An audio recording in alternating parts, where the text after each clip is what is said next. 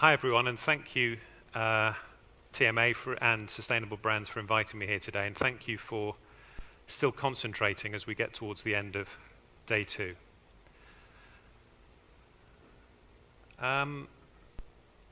Just on generation, just a bit about us. As was said, we set up SALT 15 years ago, and I came here this morning thinking that was quite a long time, and then I hear about B. Grimm and BASF and DuPont, and I realize we're just babies.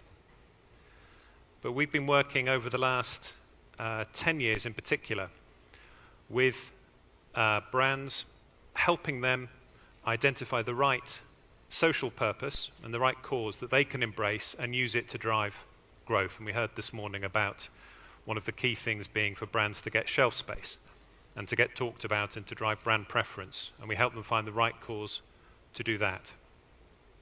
And we also help them tell their story. We've been hearing about storytelling too. So how brands, in this case Lifebuoy Soap, can tell its story around the world. But we're interested in what the next group of consumers are going to think about brands. Are they Generation Me, or do they have a different perspective? Where are they going to be? And how can brands understand what they're doing and so drive growth? So we carried out our first study. We carried out UK and Singapore first. So I'm going to be giving you the Singapore survey results today. We are looking to expand the survey, so hopefully next time I'll come with some Thai results. But there were very similar findings across the two markets. There's some differences that I'll pull out. But that's the first reason why we conducted this research, so we can help brands identify what's coming next. The second reason, and the very personal reason I carried out this research, I don't know if other people here live with Generation Z people at home, but I live with a couple of them, and it's much easier to conduct market research to find out what they think than to wait on them to tell you. So we talked to 1,000 16 to 20-year-olds. So Generation Z is this post-millennial generation, and we talked to, so it's people born 1995 onwards. And we asked them about 3 things. We talked about their connection to the wider world, moving away from the me generation. You know, they're labeled the me generation, but what do they think about the wider world and their connection to it?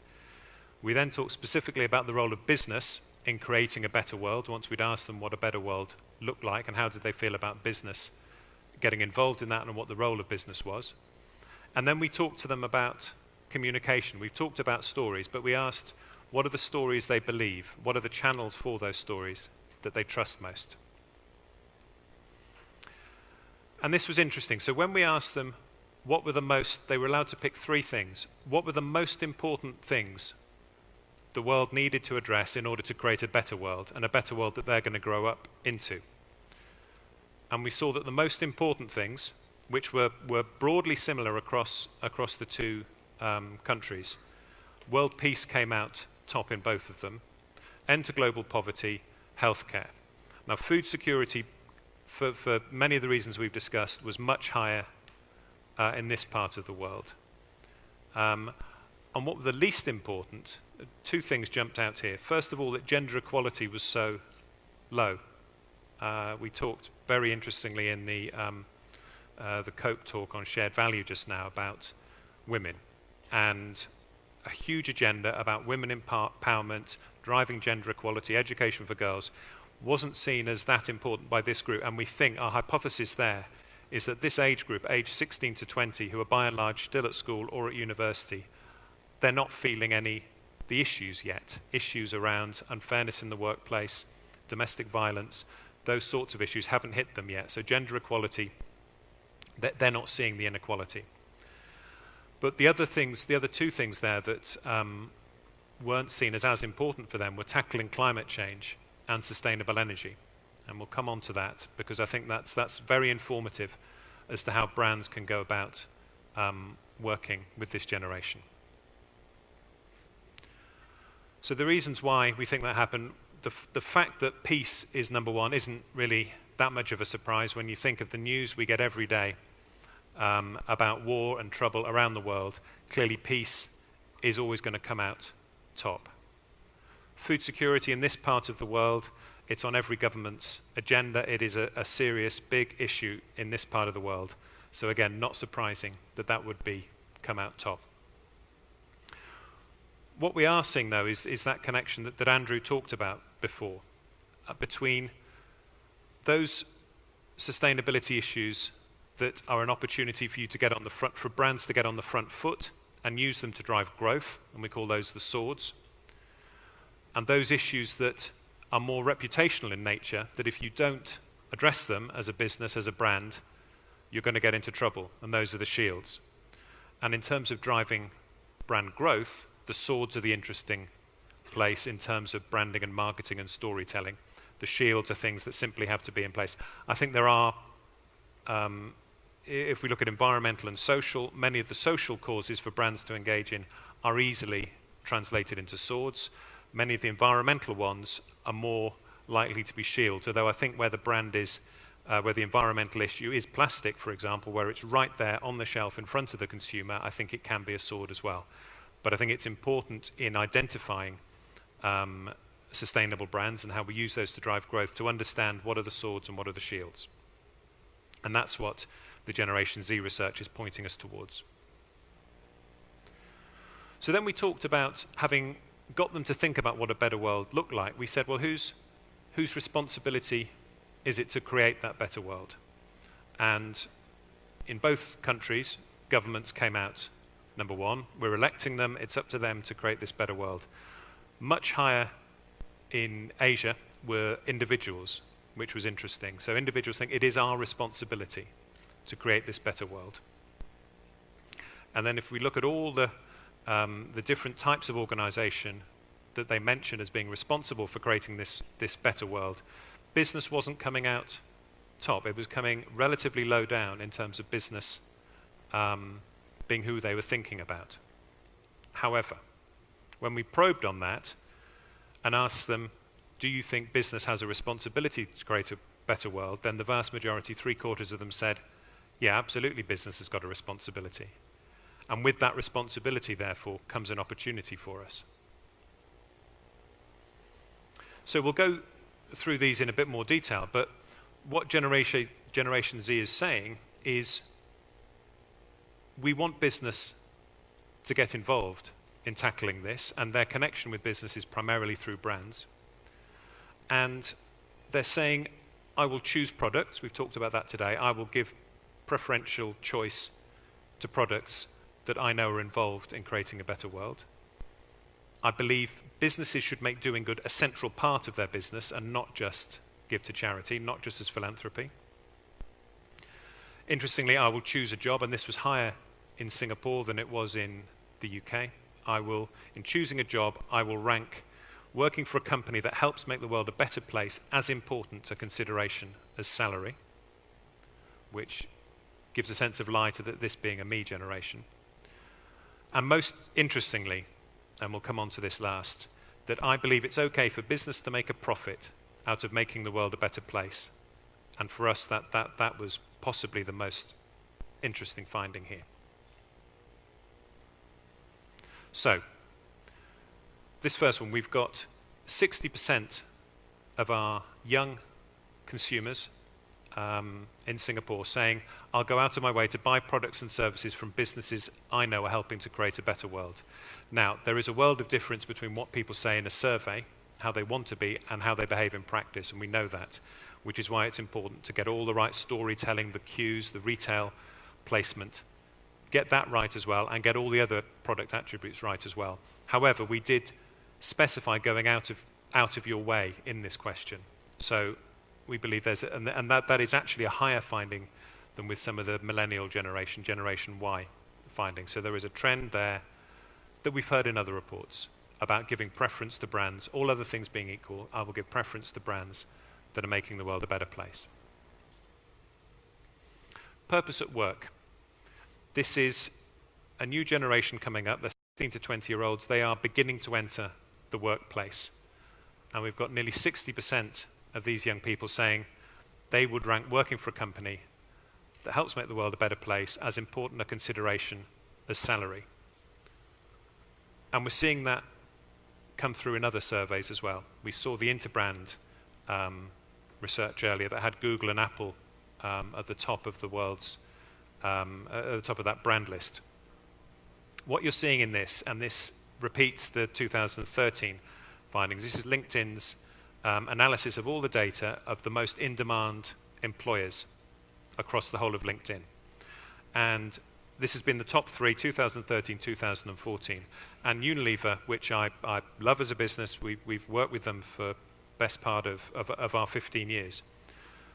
They're not the sexiest business in the world. They make toilet cleaner. They make laundry powder. They make shampoo. They're not West Coast Google and Apple sexy stuff. And yet they are the third most in-demand employer in the world. And why is that? It's the reason most of us know here. They are seen at the forefront of sustainability. And people are saying that those are the companies I want to work for. And in a future war of talent, the multinationals and all companies who want to succeed are going to need to attract this Generation Z. And the companies who are able to embrace sustainability and demonstrate and tell the stories of how they're embracing sustainability will win in that war for talent. A second point here was that this is a sophisticated group of young people, that they don't want, they're quite happy for companies to put this whole concept of doing good at the heart of their business. It's not about philanthropy for them, it's not about donations to charity, it's not about CSR parked in a silo, it is about putting doing good at the heart of their business. So you look, we've got 72%, very few disagreeing with that.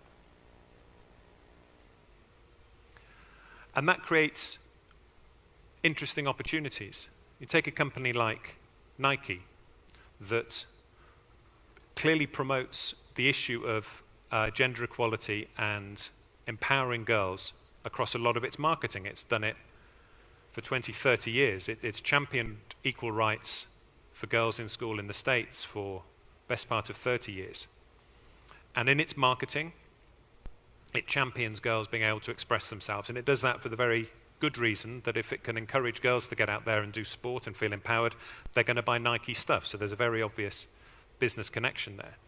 But Nike is also supporting, in a very quiet way, an organization called the Girl Effect that helps girls around the world in all sorts of different ways to empower them, including in rural Thailand in the north.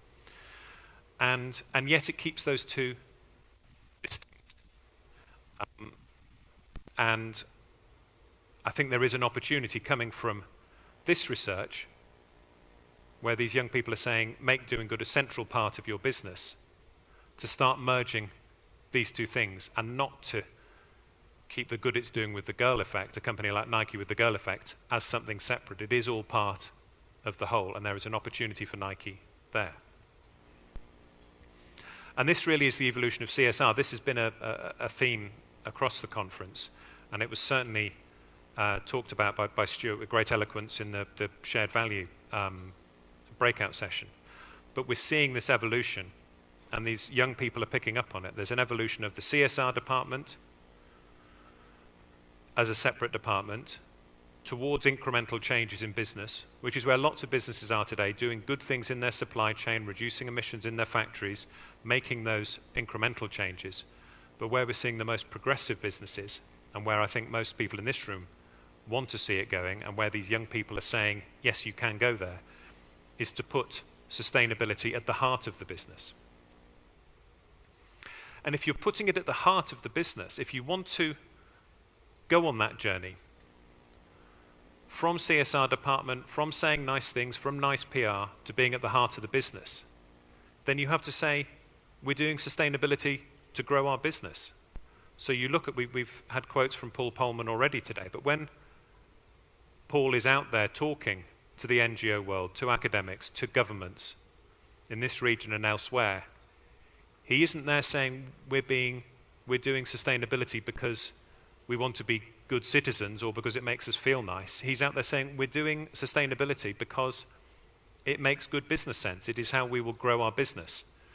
And I think if we do want sustainability to go to the heart of the business, and the young people are saying that's where it should be, then we have to say it's for business reasons. And the more we hide the fact that it's business, the more we're shy about saying it's for business, the more difficult and the slower that process will be. And there's a reticence, and there's an understandable reticence for businesses to be out there saying, we're doing this to make more profits, we're helping girls in rural Thailand, we're helping sanitation issues in Africa, we're helping reduce environmental impact in Latin America, because we want to make a profit. That is a difficult place to get to.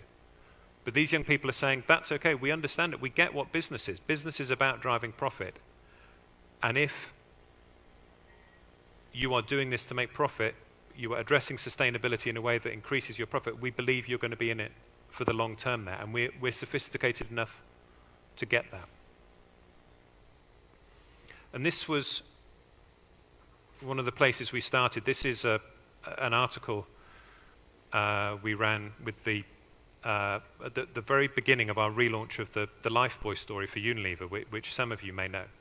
But Lifebuoy is a brand that has put a social purpose at the heart of its business, and it promotes hand washing around the world, hand washing with soap 5 times a day, celebrated in Global Hand Washing Day, which is now recognized by the United Nations.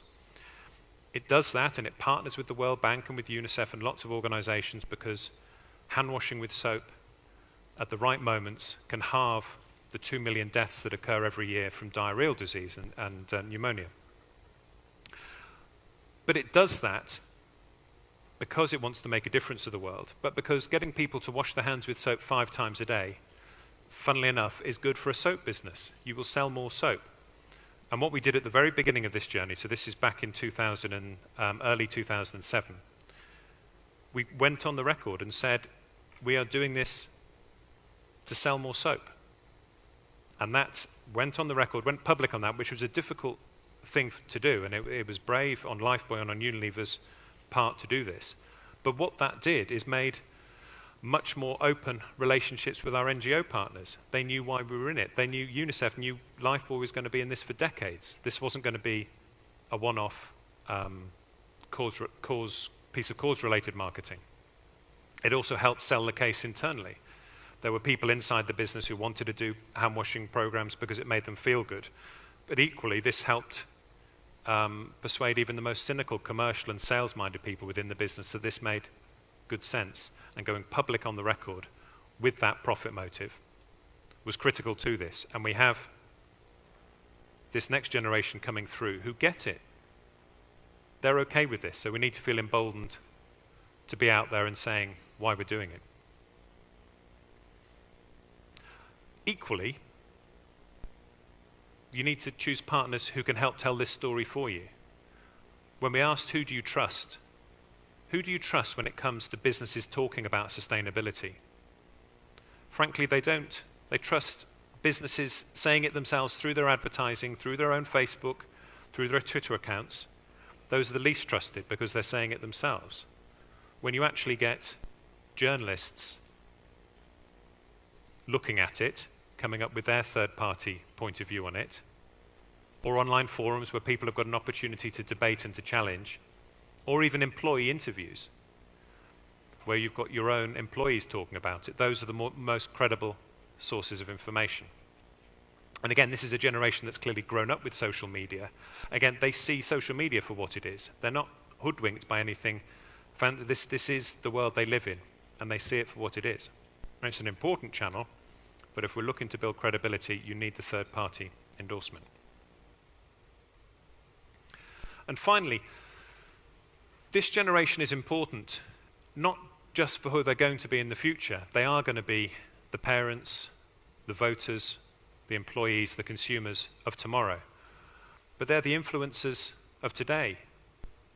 Malala is Generation Z, and she's just won the Nobel Prize. This is a connected world, and these young people are making their voice heard, and we need to listen to it. Thank you very much.